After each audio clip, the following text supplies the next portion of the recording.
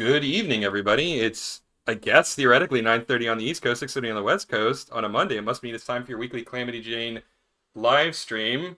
I use air quotes because we're not actually live right now. We're recording this on what is this, a Thursday afternoon?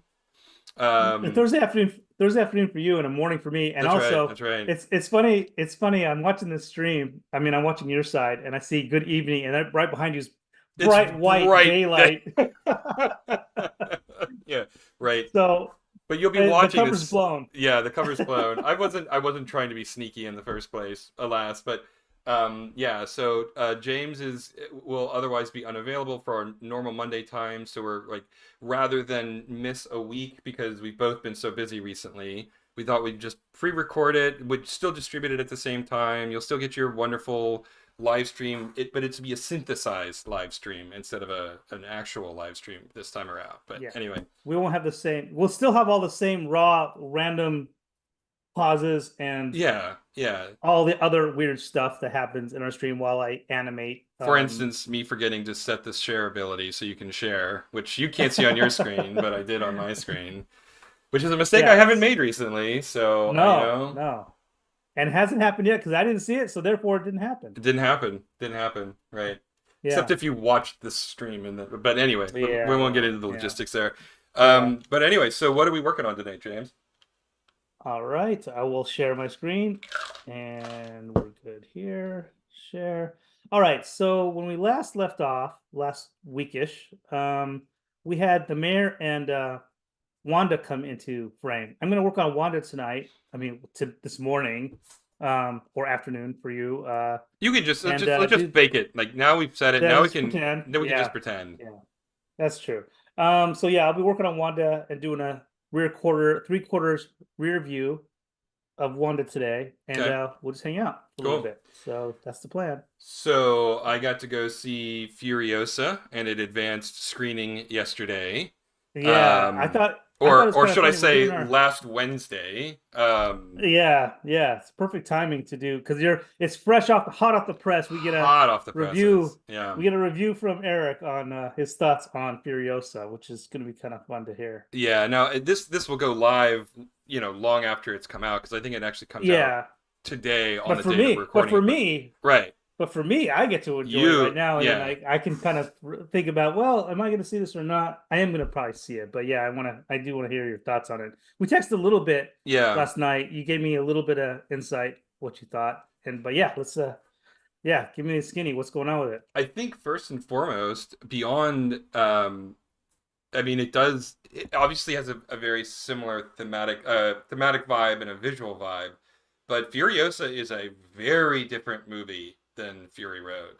Um, it is Okay, much more of a story as opposed to a 2 hour long chase sequence. There are a lot more characters, and interestingly enough, I think the real actual protagonist, or not the protagonist, but the main star of the movie is Chris Hemsworth. He's in the huh? movie more than Anya Taylor-Joy is, who is in just under half of the movie. Um, Okay, the movie takes place over the course of about 15 years, and so you see Furiosa grow up over the course of the movies, and it's not until she's an adult, obviously, that Anya Taylor-Joy takes on the role. The young girl who plays her is phenomenal, even though she has like 3 lines of dialogue. Um, but she really sells it, and honestly, she comes across as more of a badass than Anya Taylor-Joy does. She just comes across as a little bit more gritty and indefatigable and just absolutely a much, I thought, stronger presence than Anya Taylor-Joy had in the movie. Um, I think in all fairness, she didn't have to emulate Charlize Theron, where Anya Taylor-Joy had to. Um, but it's a good movie. It is definitely not as good as Fury Road. And a friend of mine, he has a buddy who's a movie reviewer, so he's seen it as well. And the way he described it is Furiosa is the DLC of Fury Road. And I thought that that was a Really? very That's apropos description. I agree. I don't know that the movie holds up on its own. Like, if this was the only movie that came out, I feel like it would be very confusing to a lot of people because so many of the secondary and tertiary characters from Fury Road come back and are much larger characters this time, right? Um, hmm. I think that it would have trouble. Its legs wouldn't be as long if it didn't wasn't able to stand on the shoulders of Fury Road. That being said, I did enjoy it. I mean, even at 2.5 hours, I still very much enjoyed it. And there are a few nitpicky things that I can't really talk about because they're very spoilery. Hmm. But yeah, definitely worth seeing. And if you're a fan of the Mad Max universe, it's an absolute must see because it does world building more in that one movie than Miller spent, you know, 30 years, 40 years, yeah, before, right? Um, I mean, I think the only other movie in the franchise that does as much world building might be um, Beyond, Beyond Thunderdome, actually. Sorry, I don't know what to say. Okay. I mean, Mad Max, you get a faint sense of yes, the world has come to an end, right? Um, and Road Warrior and Fury Road, there's almost no story beyond just the immediate crisis and the conflict that Mad Max is trying to resolve. But Beyond Yeah. Thunderdome, you know, Max goes to and I don't remember the name of the city that he goes to, right? But we meet Tina Turner, who's a despot, and you know we get all this sort of lore around the kids trapped in the cliffside, right? They were the survivors of a plane crash, Yeah. and you know, so we get a lot more backstory in the nature of what the wasteland is, um, and I think that um, Furiosa is the one. I mean, like it talks more about the wasteland than any of the other movies, and in fact, it might be the first one where they really officially say, yes, this is happening in Australia. The movie, and it's not a spoiler, the movie opens, the first shot of the movie Hmm. is like a space eye view of going into Earth, centering on Australia, going into the central outback, and then like ending on the green place, which is where Furiosa came from, right? Hmm. Hmm. That's literally the first shot of the movie. So he has said definitively at this point that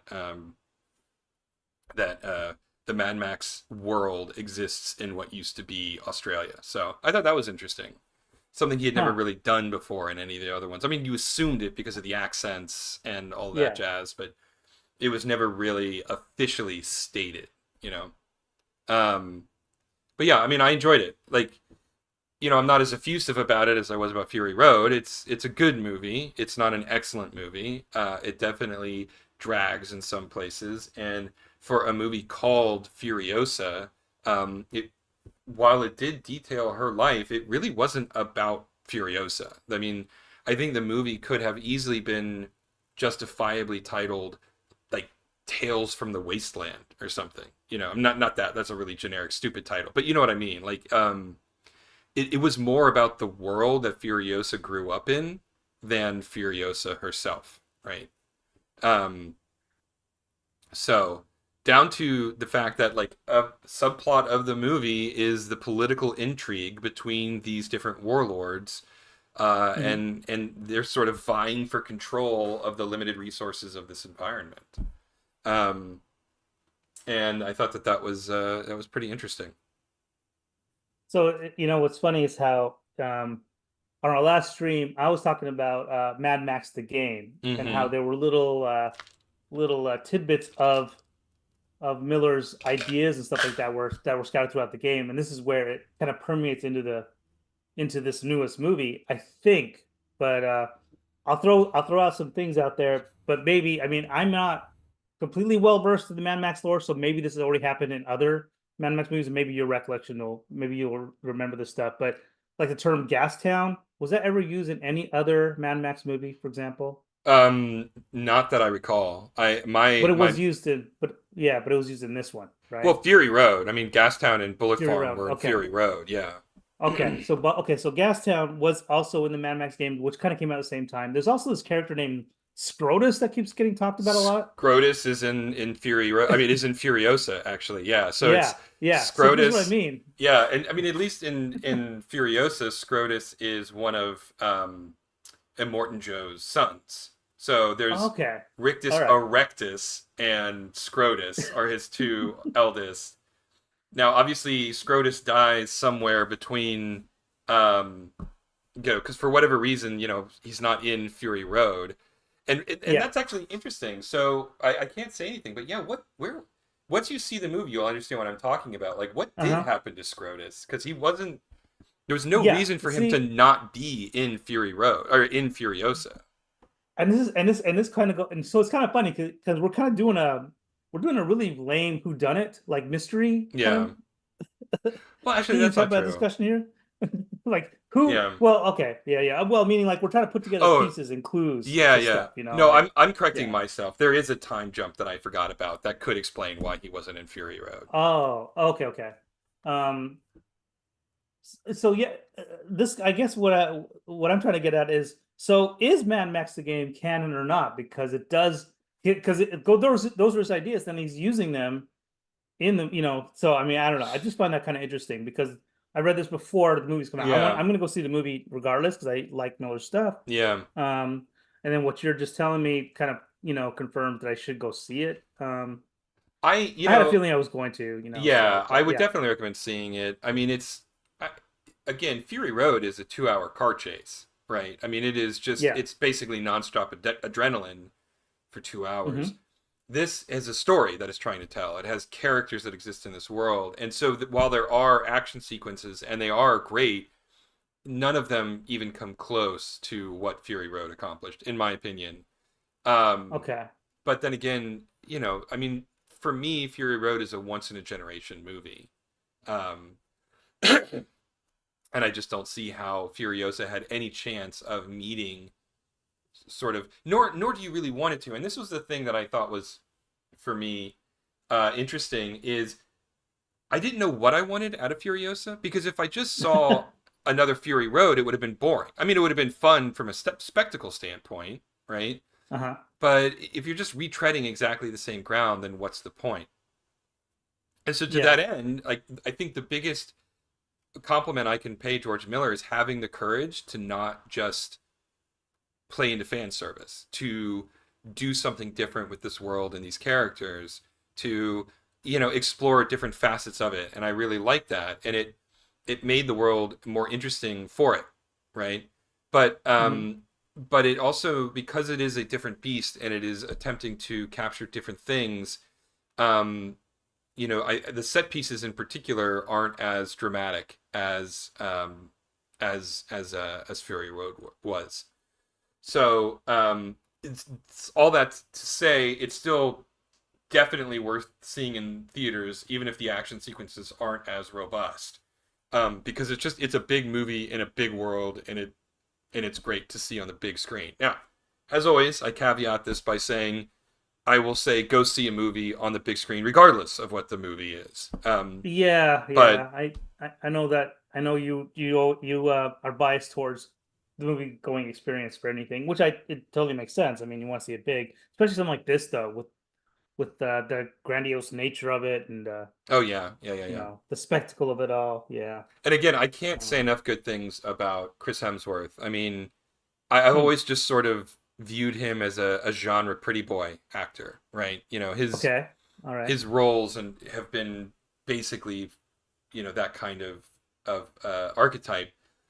But he plays this amazing, over the top, very appropriate to the world of Mad Max kind of villain, and I don't want to go into too many details because it's worth seeing for yourself. The Hmm. take on this villain is very interesting and very atypical for what you would expect for a character like that. And I thought he did it great, and I really dug the character and really changed my opinion a little bit of Chris Hemsworth. Quite a good performance. Quite a good performance.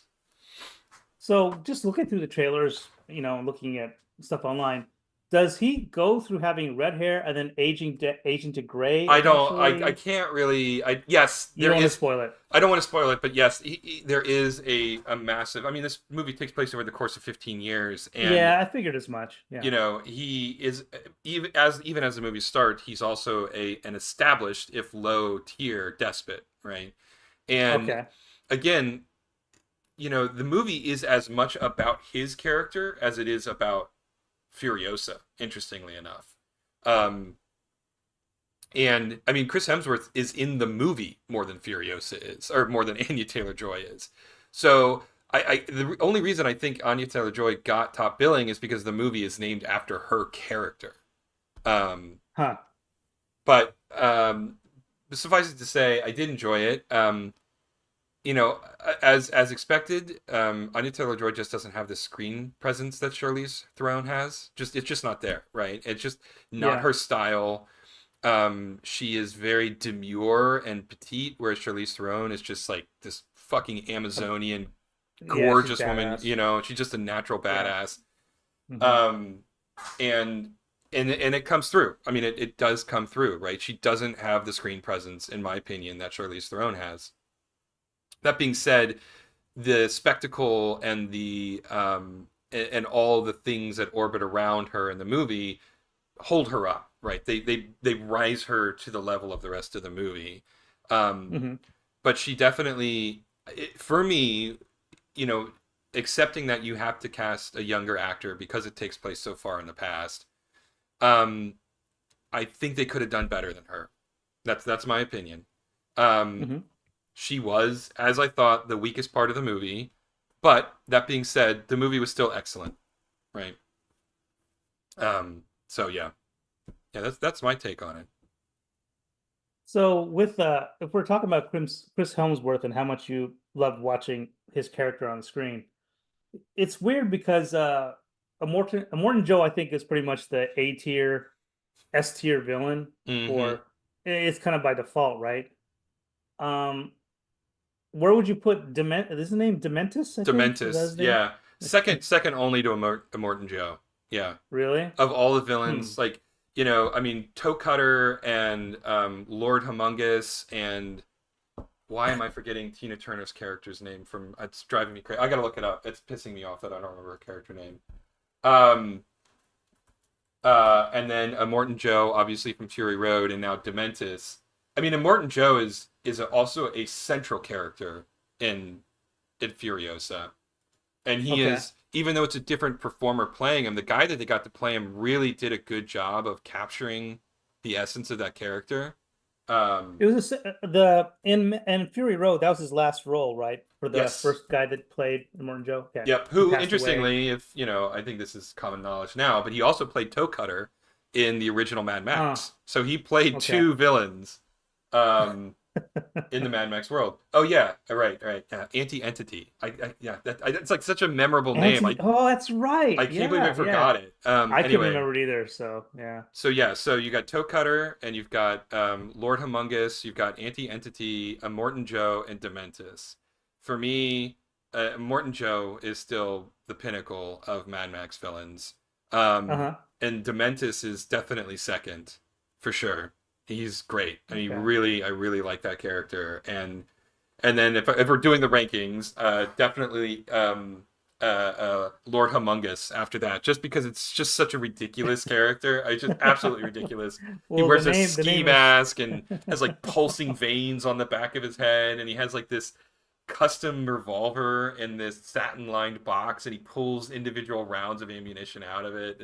It's great. And then Tina Turner, just because she was so over the top, and then Toe Cutter. I mean, Toe Cutter is just he's the head of a biker gang, right? There's nothing yeah, particularly interesting about that character beyond that.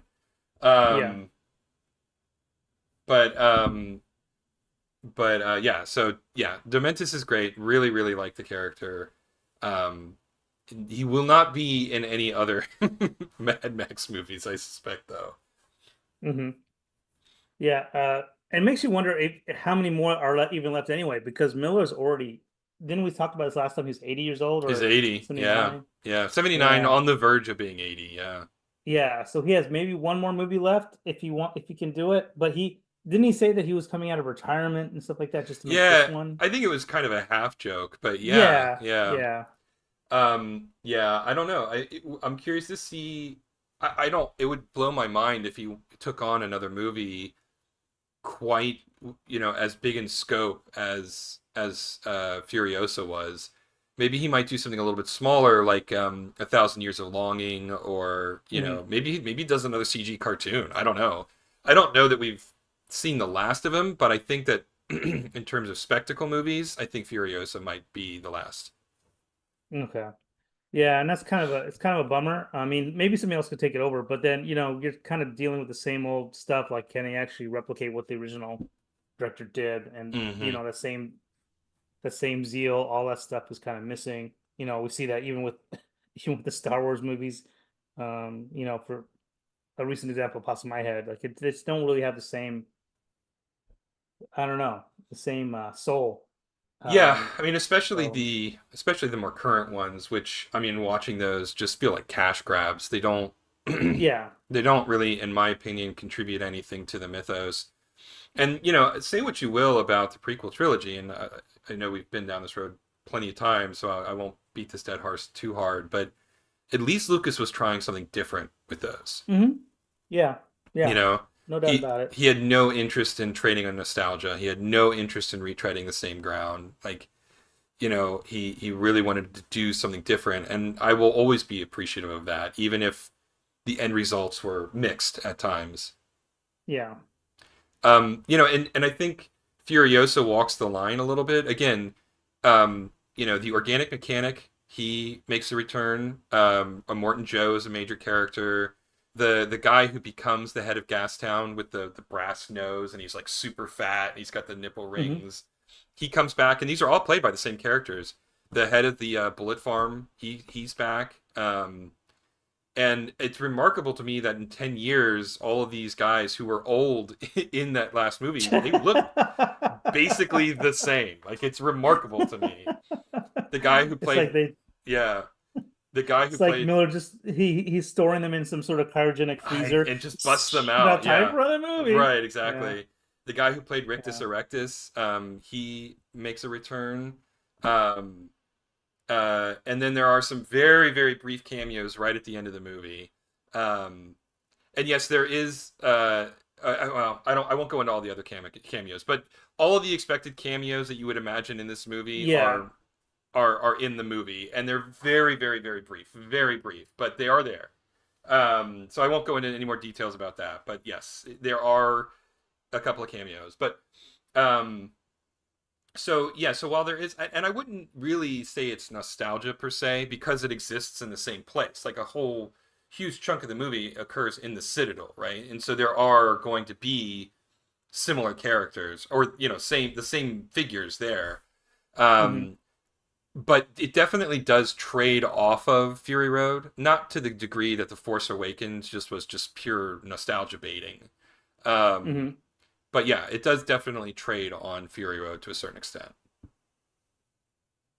So then the next question I was wondering about with this movie is the special effects and the Mm-hmm. practical effects. Because Fury Road, it felt like a lot of that was practical, but in this one, when you're watching it, did you feel like you're watching a cartoon at times, or Yes, did I it feel did. like he was? Oh, okay, all It right. did. So, Yeah. So the big car chases were definitely still very much practical. hmm. But he definitely used CG a lot more. Now, in the, to be fair to a certain extent, the grandeur of what he was trying to capture just doesn't exist in reality. Like the Citadel, there is no place like the Citadel. I mean, it was CG in Fury Road as well, but we only see the Citadel for maybe 5 minutes on screen in Fury Road, right?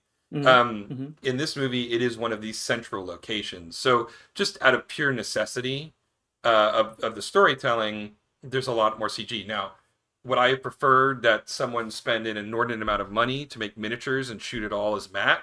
Well, yeah, sure, but that's not Yeah, reasonable, right? yeah. Um, but anyway, um, uh, um, yes, there is definitely more CG, um, and Was it blended together? Like, was there enough there to kind of? I mean, like if anybody's watched our stream, we know Eric doesn't like watching animated films that are trying to be real, such as Marvel movies, which have kind of evolved into that, right? For yeah, example, they're just talking, CG I'm speaking to you as cartoons. if you're Yeah, not. Yeah, I'm speaking to the audience versus talking to you, Eric, on that one. Eric doesn't like doing that kind of yeah, thing. this motherfucker. But yeah, but I did. I mean, again, I'm trying to avoid spoilers as much as I can, but I mean, I know of a few here and there, but the one thing was part of the reviews was, yeah, like this one felt much more CG heavy compared to all the other Mad Max films because Yeah, Miller just, yeah. you know, for a I reason mean, chose to go that way. well, I mean, again, so much of it has to do with the scope, right? Yeah. I Hmm. mean, and the time frame. I mean, CGI didn't exist in what was it, 85, 84 when he did Yeah. Beyond Hmm. Thunderdome. So True. they didn't Yeah. have any choice but to build things practically. And Hmm. the city is much smaller. It feels smaller in scope as a result, right? Yeah. Um, whereas with the advent of modern computer graphics and and just the Miller's scope of the story, everything does feel bigger, but it does feel more artificial as well. Um, Yeah. so it is what it is, take it or leave it kind of thing. It is not, at the very least, a Marvel movie. It's not just a CG cartoon um, that they try to pass off as live action. Um, I think the biggest artifice is less about the CG and more about, and this was the case in Fury Road too, is the hypersaturation of the colors, right?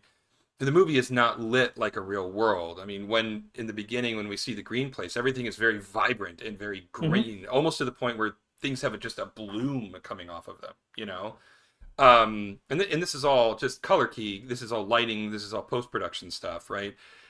Yeah. Night isn't black; it's blue, right? So, and that was just the way. And reds are redder, and oranges are oranger, and browns are browner, and everything like the saturation on the color is amped up to 11, and that's fine because that's the look of the world that Miller is going for, right? Hmm. Um, and so in that aspect there is an unrealness about the movie, but that's by design. In terms of the CG, I did get the sense that it was done only when absolutely necessary. Hmm. That being said, there were definitely shots where you're like, okay, that was obviously CG, right? And it almost always has to do with the way people move. um, Hmm. there were a couple of moments when there's these really long distance vistas and there's like action going on in the deep, deep, deep into the distance, and like people will fall off of bikes or fall off of things, and you can tell just because of the way the people are moving. It was just That's actually not. Yeah. Yeah. Okay. so, but that being said, it is well within the tolerances or my tolerances for the amount of CG in a movie. Hmm. Hmm. Um, yeah, it doesn't get anywhere near like Star Wars or Marvel levels. Cool. Cool. Cool. So that's actually nice. I mean, because the one thing that's worth watching, again, I'm spoiled with Fury Road, is I want to see those. I want to see the stunt people do their work. Oh, there's I plenty of just that. There is okay. plenty of that. Yeah, yeah, yeah. I The happen, yeah. on a commercial, on a promo, I was watching the NBA playoffs, and because they're heavily promoting it, just on the NBA playoffs, and like there was one sequence where I think it's Furiosa on a bike, and then she jumps off the bike, and then she ends up doing a paratrooping kind of thing, and then launches some sort of projectile that looked amazing. Yeah, that all That looked seemed fun. that all seemed practical. That's Okay. the big chase sequence, and that is definitely mostly practical. Some of the more climactic moments are like, there's no way you could do that with a person. Okay. um, All right. but yeah, most of that chase sequence is practical, and it's great. It's a great sequence. I mean, there's a lot of excellent action sequences in the movie, no questions about that whatsoever. Cool. But it is not as driven by the action sequences as Fury Road was. Hmm. Well, cool. It sounds like to me that's a pretty close to a glowing recommendation to go see it. Obviously, I mean, Yeah, again, take it with a grain of salt. I know you say everything needs to be seen in the theater, but yeah, for this one especially, sounds like it's a win for yeah. Miller. I think so. Yeah. And Yeah. if So. it's the last movie he does, and I'm not making any predictions one way or the other. Hmm. It's not the worst one he could go out on, honestly. Yeah. Yeah. So, not to say, I mean, all of his movies have been really interesting and weird in different ways, and I don't Hmm. love all of them, but the one thing you can say about George Miller is he can't pin him down. Like he does what interests him, Yeah. and that speaks a lot for him. He's never been a hugely commercial filmmaker. I mean, he's had commercial successes, but I don't think I That's not don't his priority. it's not his priority, right? Like, the Rousseau brothers may not have started this way, but the Rousseau brothers are commercial filmmakers now, right? They're not Hmm. Yeah. they're not making movie for the art, in my opinion, anymore. And that's fine. It's a job, and they get Hmm. paid very well for it. And there's not throwing any shade, but I think Miller is at a point in his career where he gets to just do whatever he wants to do and doesn't need to worry about the bottom line in the same way. Yeah. I mean, you think about and again, I'm not steeped in Miller lore, but if I recall, like when he was making the first movie, like he was doing that as a Oh, so part-time job. He yeah, was he was yeah, doing other stuff, right? I yeah. It's an mean, absolute shoestring. I mean, yeah, yeah, absolutely. It's remarkable that Mad Max ended up being as good as it was, given the circumstances by which it was um, developed, right? But I mean, yeah, you can say yeah. that about any hungry filmmaker, any hungry creative. I mean, if you want something bad enough, Hmm. you move mountains to make it work. I mean, Yeah. Robert Rodriguez sold his body to science to fund El Mariachi, right? So like when Yeah, you're, what I you mean, do and then hilariously, when he hit it big, he bought his body back from science. Yeah, I don't know. it was a big gamble Maybe that's all apocryphal, but I mean, I don't know Robert Rodriguez personally, but knowing his sort of based on based his on his interviews and behaviors, personality. yeah, Yeah, it's like it would not that's something surprise he would me. do. Yeah, for sure. But anyway, I Oh, mean, I that's think we've been hilarious. going for a minute here, so, and it seems like you're at a potentially pretty decent stopping point. Yeah, but my mouse just wigged out on me, and I don't know why. That's Oh, that's weird. Huh. weird. Let's see. Let me see if I can get it back. Okay, great. Yeah. We did. We got Wanda 3/4 view. She's in there now. Mayor. I was doing a little bit extra polish on Mayor, just for fun. I did a little. I'm already playing with layout a little bit, trying to adjust things. It's not exactly like this original sketch, but there's the original sketch. So yeah, and then I just kind of pushed them over just a bit because in the frame, I want them to kind of enter in frame a little bit more into frame a little bit. Like the original spacing wasn't ideal, but yeah. So we have both of them now. I may have to do a mouth pack for Mayor to kind of say this line. What is all that damnable Nimble racket? Rakim. Hmm. Yeah. But that won't be too crazy. But yeah, so we consider this a success. We have this shot's main actors done for this shot. Um, Calamity Jane's tail yeah, looks like it needs to be on a different layer, but yeah, otherwise, that's absolutely yeah. That one's it's there's some conflict there, but I'll have to figure that out. Good eye for that, but yeah, I'll that's something I'm taking that for granted that yeah I will get to that. But yeah, right right, now this solvable is kind of problem. breaking. Yes, this is a very solvable problem. Yeah, I just need to kind of play around with it a little bit. For example, I mean, I could even simply just do this, bring it down here, make a keyframe in there. Now it's no longer fighting with them. But I might even change the tail position to go this way Hmm. along that direction instead. But I don't know. We'll see. But yeah. But in general terms, we have everybody here in place. Now I can start doing the voice stuff and everything else. Cool. Excellent. Well, we'll call it there on our first pre-recorded live stream. And yeah, but as always, you can check us out at Calamity Day. Let me try that over again. As always, you can check us out at calamityjane.rocks. That'll take you right over to our Patreon site. Please consider subscribing and helping us make this cartoon a reality.